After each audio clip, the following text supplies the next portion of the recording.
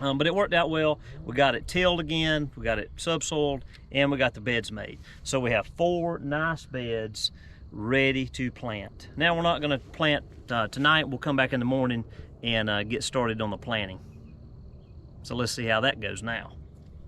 Now that the plots are ready, it's time to get the plants in the ground. We went by the local feed store and picked up quite a few plants. A feed store that I've been going to my entire life. Really good people run the store, and they're very helpful on helping us find exactly what we wanted. We've got lots of different peppers, lots of different tomatoes, and we're going to get those in the ground this morning.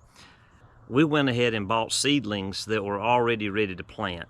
I would love to have the time to go through and start my seedlings from seed, but just really don't have time to do that. I do have some family members that have a very nice greenhouse and do a great job growing their seedlings from seed. And maybe one day we'll take a visit and I'll share with you how they do it. But they do a really nice job with it and have lots of seedlings.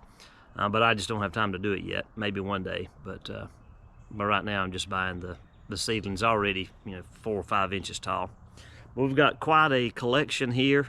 And once we get the plants in the ground, we'll recap all the different types of vegetables that we planted. But I do have the Cedar Valley crew, some of the crew, coming to help me this morning get these plants in the ground, so that will be help that I'll appreciate. I think it's going to be a beautiful day, perfect for planting. Now let's get after it. To share with you some of the seedlings we got to plant, we can take a look right here and see that we've got many types of peppers and tomatoes. Everything from jalapeno peppers to cow horns to sweet banana peppers. We've got black beauties. We've got some bell peppers over here. We've got some really hot ones right here. The ghost peppers. So we got some of those that we'll plant.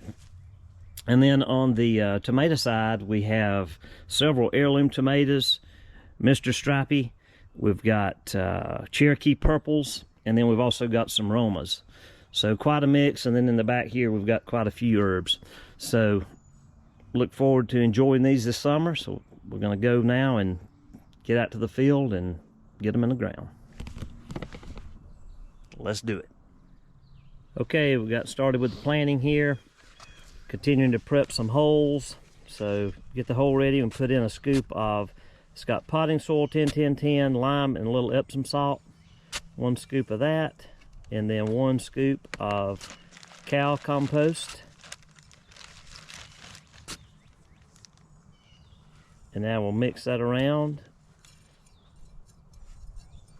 and the plants will go right into that hole. So we've got a few started here.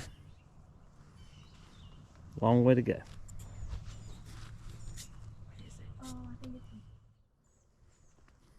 Got some of the Cedar Valley crew out helping us this morning. They're organizing the plants and telling us what goes where. We're trying not to mix the heirloom tomatoes because they can cross-pollinate. So we're planting tomatoes and then peppers, and then we'll alternate tomatoes and peppers. Is that what it is?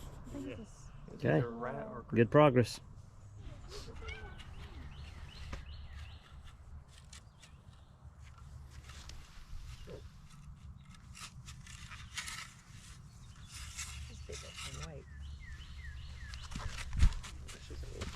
So we've put the plants into the prepared holes, watered them, and then now we're pulling up the soil around, putting a little bit of pressure. It's ready to go.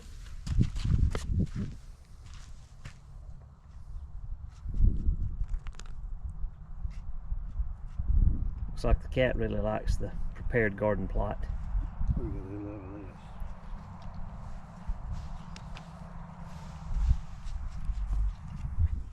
Similar to the poblanos, I'm now planting the ghost peppers.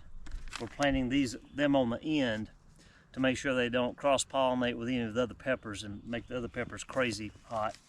But what I did here is I put a handful of the fast-acting lime. Although I really limed this plot very well last year because the acidity was high. I put a little bit of the lime, put a good bit of the organic garden soil, and then also a big handful of 10-10-10. So now we'll just take the pepper, again pick off the bottom leaves. It's a small plant, but it's going to pack a big punch when we're finished.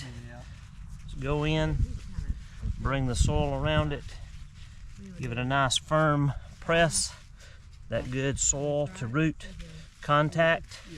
Then I'll just bring it in around it, again making a nice bowl, again to hold the water. Try not to get a lot, try not to have the leaves touching the soil. And there we go. A few months from now, this will be lighting up our taste buds.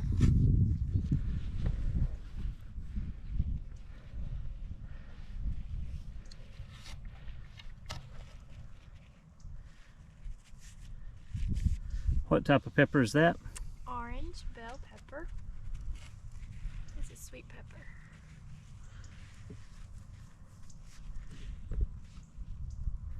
Looking good.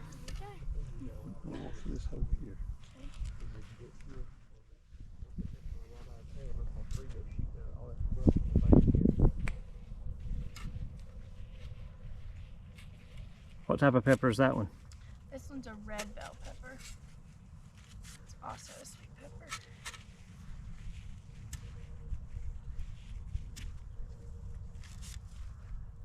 There we go. All right. Perfect. Okay, girls, what are we working on now? We're planting watermelon rows. You like watermelons? Yes. I do. So tell me, why are we planting the watermelons on the lower row here of the plot? Because there's a lot of runners and we want to make sure that it has enough space so it doesn't take over the other plants we planted and allow them to expand and grow. That's right. Yep. Because we're going to train the runners from the watermelons down this way so they don't grow all through the garden, because there are lots of runners. And the type of watermelons we're planting are called Charleston Gray. That's our favorite watermelon. And this soil grows Charleston Gray very, very well. We've been growing Charleston Gray here on this farm for at least 60 years, if not more. So that we know that the soil grows these very well, and they're very sweet. So we're looking forward to those later in the summer. Now we're working on a little strip of okra. It's too short for the planter, so we're just planting it by hand. So what are you planting? I'm planting Clemson spineless okra, 5 inches apart.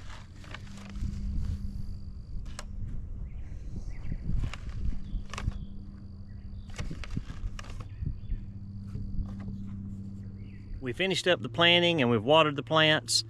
So now we just wait a few weeks, and then it'll be time to do a little bit of weeding and keep watering and make sure they get a good start, and then we'll see how it progresses. So this is day one, and we're gonna take you along every step of the way, and we'll see. You've now seen it from preparation to planting, and you'll get to see the plants grow and then the harvest.